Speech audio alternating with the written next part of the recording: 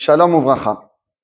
C'est écrit dans le Talmud, dans Masechet Ta'anit, Daf 29, Mishenichnas Adar Marbim Besimcha. Quand on entre dans le mois de Hadar, on multiplie la joie. Pourtant, la fête de Purim au mois de Hadar n'est pas la fête la plus joyeuse qui soit arrivée dans le Am Israël. Il y a des fêtes qui sont beaucoup plus joyeuses, comme Yetziat Mitzrayim, Pessah, la sortie d'Égypte, Chag Matan Torah, le don de la Torah. On doit donc comprendre qu'il s'est passé quelque chose au mois de Hadar qui est la source essentielle de la simcha du juif, tout au long de sa vie. Chaque mois contient dans son essence, dans son nom, l'essence de son mois. Nissan, c'est le mois d'Enissim, c'est là où il y a eu tous les miracles de la sortie d'Égypte. Sivan, nous dit la Gemara, c'est Ziv, c'est le dévoilement divin. En ce qui concerne le mois de Hadar, il se décompose en Aleph, la lettre Aleph avec A, et Dar.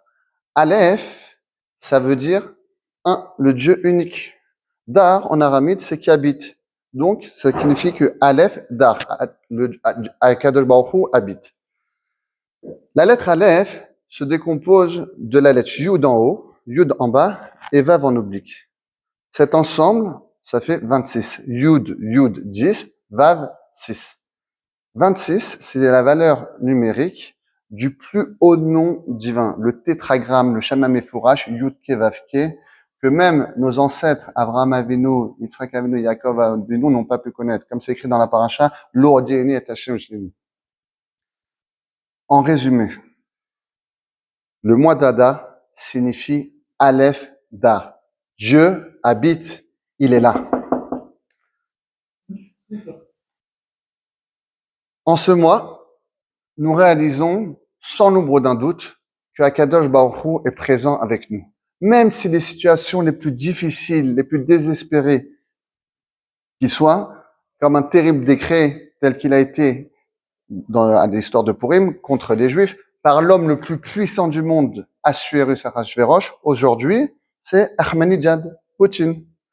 Par l'intermédiaire de l'homme le plus cruel qui soit, Haman, aujourd'hui, c'est le Hamas.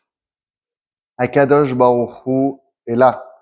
Il habite sur terre et il fait exactement ce qu'il veut, comme il veut, quand il veut et où il veut.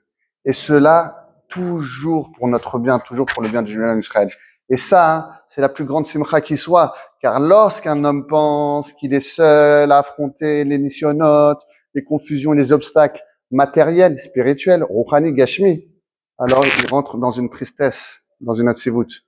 Et lorsqu'il réalise que Akadosh Baruch Hu, le Dieu du monde, l'accompagne dans le moindre de ses mouvements à chaque instant et que tout vient de lui, alors immédiatement il est habité par une joie, une simcha intense, immense et infinie. C'est la raison pour laquelle Mishenichnas Adar Marbim Besimcha.